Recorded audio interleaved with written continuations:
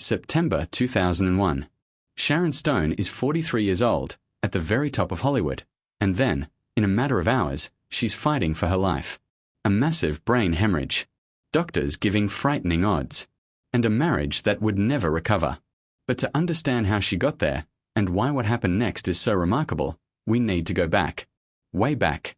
By the early 90s, Sharon Stone had already spent a decade trying to make it. She'd modeled, taken small parts, worked steadily through the 80s, and even shared the screen with Arnold Schwarzenegger. But she still wasn't a star.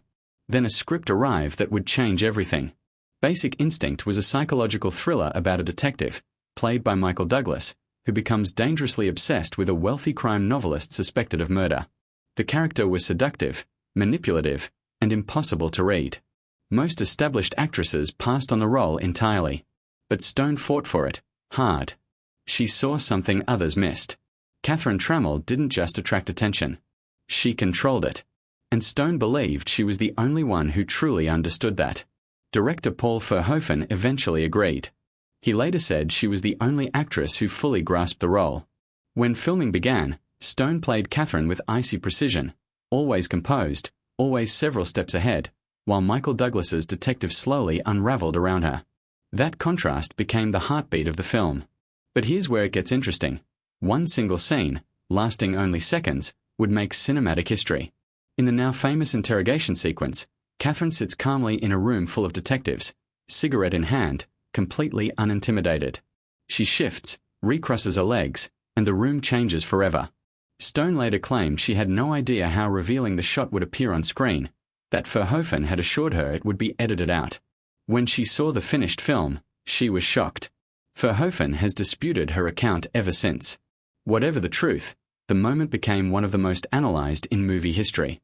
When Basic Instinct opened in March 1992, the reaction was explosive. Critics argued. Audiences flooded theaters. The film opened at number 1 and eventually earned over $350 million worldwide, against a budget of just $49 million. Almost overnight, Sharon Stone became a global phenomenon. Magazine covers. Television interviews. Photographers everywhere. But what nobody saw coming was what she did next. In 1995, Martin Scorsese was assembling Casino, an epic crime drama set against the corrupt glamour of 1970s Las Vegas. The cast already included Robert De Niro and Joe Pesci, two of the most respected actors alive.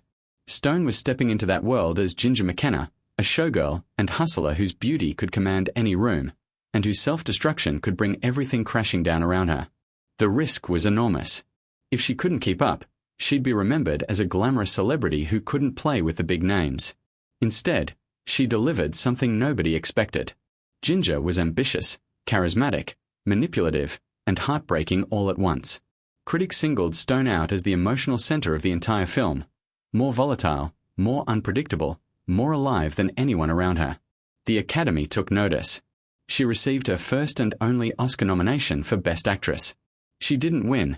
Susan Sarandon took home the statue that year, but she won the Golden Globe, and more importantly, she shattered the idea that she was only famous because of one provocative scene. She had proven she belonged. But nobody knew what was quietly building in her personal life. Stone's first marriage, to television producer Michael Greenberg, had come and gone well before fame arrived. They married in 1984, during her years of struggle, and divorced in 1990, just 2 years before Basic Instinct changed everything. It was relatively quiet, no tabloid wars, no public drama.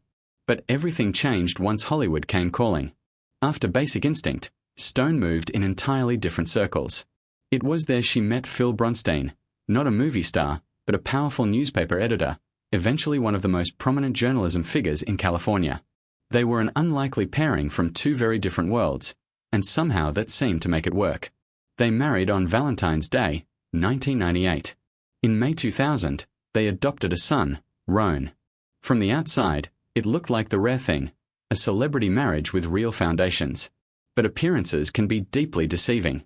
Then came September 2001, and nothing was ever the same again. The brain hemorrhage hit fast and hard. The bleeding was severe. Doctors warned that even survival wasn't guaranteed, and that recovery, if it came, would be long and uncertain. Stone later described waking up in a world that felt completely rearranged. Her speech was affected. Her balance. Her vision. Her ability to process thoughts she'd once taken for granted. She spent months in rehabilitation, relearning neurological functions from scratch, while the film industry quietly moved on without her. And then, as if that weren't enough, doctors found something else. Breast tumors, suspicious enough that physicians recommended considering a bilateral mastectomy as a precautionary measure. Stone was already physically depleted, emotionally exhausted, and professionally sidelined. Now she was facing another life-altering medical decision. And that's when her marriage fell apart. According to Stone, when she chose to follow her doctor's recommendations, her husband reacted with anger.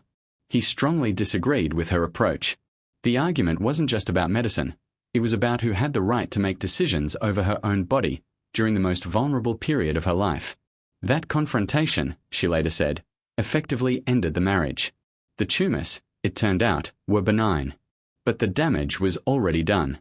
The divorce was finalized in 2004. What followed was a custody battle over their son Roan, and Stone has described losing primary custody as one of the most devastating things she has ever experienced.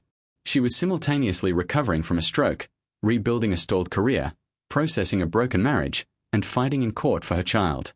The woman audiences remembered as one of the most powerful figures in 90s cinema was privately living through a kind of collapse that most people never knew about.